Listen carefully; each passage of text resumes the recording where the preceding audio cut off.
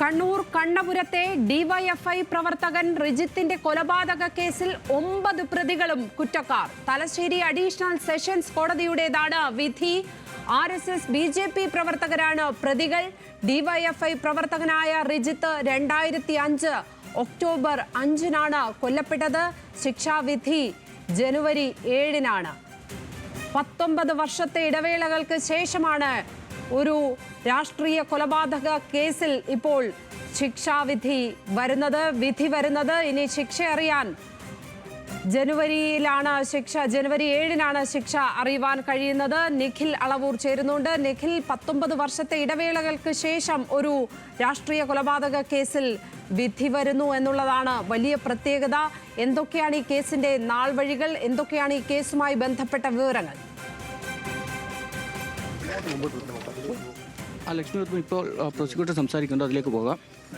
3/10/2005 കണ്ണപുരം ചുണ്ട എന്ന് പറയുന്ന സ്ഥലത്ത് തച്ചങ്കണ്ടിയാൽ ക്ഷേത്രത്തിനടുത്ത് വെച്ചിട്ട് ഡിവൈഎഫ്ഐയുടെ പ്രവർത്തകനായ റിജിത്ത് എന്നയാളെ 10ഓളം RSS BJP പ്രവർത്തകർ ആക്രമിച്ച് പരിക്കേൽപ്പിച്ച് അദ്ദേഹം മരണപ്പെടാനും ഒപ്പം കൂടെയുണ്ടായിരുന്ന 3 പേർക്ക്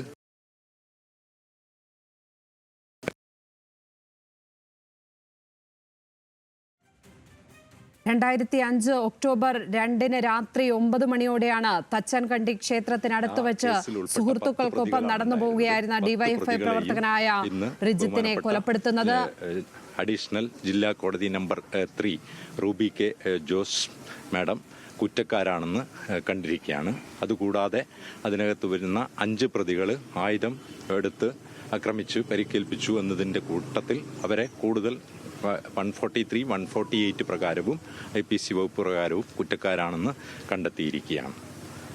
നേരിട്ട് പങ്കെടുത്തവർ പ്രതികൾ എല്ലാ പ്രതികളും 10 പ്രതികളും ഒരു കിണറിന്റെ അടുത്ത് ഒളിച്ചിരിക്കുകയും ഇവര് വരുന്നത് മനസ്സിലാക്കി അവരെ ആക്രമിക്കാനുള്ള ഉദ്ദേശത്തോടു കൂടി ആ 10 പേരും ഇവരുടെ മുമ്പിലേക്ക് റോഡിലേക്ക് ചാടി ഇറങ്ങി അതിനുശേഷം ആയുധങ്ങളുമായി ആക്രമിച്ച് പരിക്കേൽപ്പിച്ചു എന്നുള്ളതാണ് കേസ്. 5 പേരാണ് നടന്നു പോകുന്നുണ്ടായിരുന്നത്.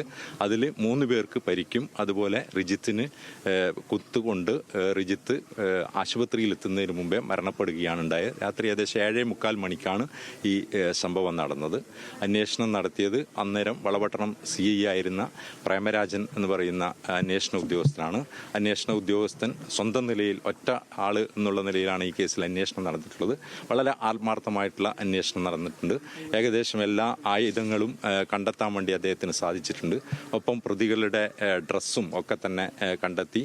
അതിനകത്ത് ബ്ലഡ് ഉണ്ടായിരുന്നു. അത് ഫോറൻസിക് ലാബിന് അയച്ചു. അതിൽ മനുഷ്യരക്തമാണ് എന്ന് ഫോറൻസിക് ലാബ് കാണുകയുണ്ടായി.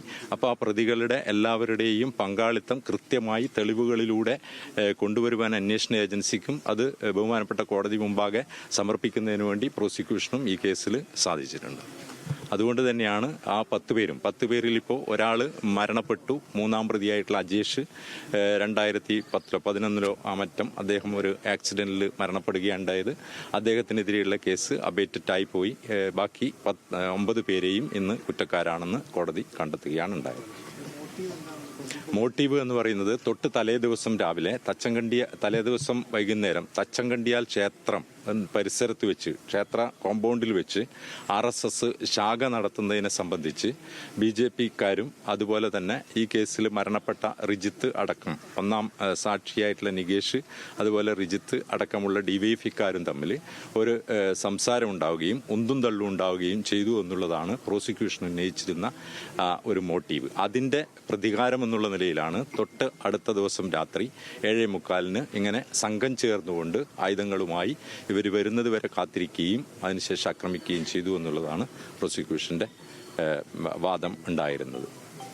അതാണ് അതിന്റെ മോട്ടീവായിട്ട് കണ്ടത്. കേസിൽ കുറേ വർഷത്തെ ജഡ്ജിമാരൊക്കെ മാറി പ്രോസിക്യൂഷനെ സംബന്ധിച്ച് എത്രത്തോളം വെല്ലുവിളി ഉണ്ടായിരുന്നു. അതായത് കോടതികൾ പലതും മാറി. ആദ്യം തന്നെ ഈ കേസ് ഞാനിവിടെ ജില്ലാ പബ്ലിക് പ്രോസിക്യൂട്ടർ ആയിരിക്കുമ്പോൾ എൻ്റെ അഡീഷണൽ പബ്ലിക് പ്രോസിക്യൂട്ടർ ആയിരുന്ന ബിനീഷയാണ് നടത്തിയത്. 3 സാക്ഷികളെ ചീഫ് എക്സാമിനേഷൻ കഴിയുന്നതോടുകൂടി പ്രതികൾ ഈ കോടതിക്കെതിരെ അത് വന്ന ഒരു കമന്റിനെതിരെ ഹൈക്കോടതിയെ സമീപിക്കുകയും ഹൈക്കോടതി ഈ കേസ് മറ്റൊരു കോടതിയിലേക്ക് മാറ്റുന്നതിന് ഉത്തരവാകുകയും ചെയ്തു. 2005 ഒക്ടോബറിൽ നടന്ന റിജിത്ത് വധത്തിലാണ് ഇപ്പോൾ ശിക്ഷാവിധി വന്നിരിക്കുന്നത്.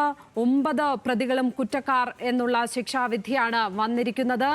ഇതിൽ 10 പ്രതികളുണ്ടായിരുന്നു, അതിൽ ഒരാൾ മരണപ്പെട്ടു. ഇപ്പോൾ 9 പ്രതികളും BJP RSS പ്രവർത്തകരായിട്ടുള്ള 9 പേരും കുറ്റക്കാർ എന്ന ശിക്ഷാവിധി വന്നിരിക്കുകയാണ്. 19 വർഷത്തിന് ശേഷമാണ് ഇങ്ങനെ ഒരു ശിക്ഷാവിധി എന്നതാണ് വലിയ പ്രത്യേകത.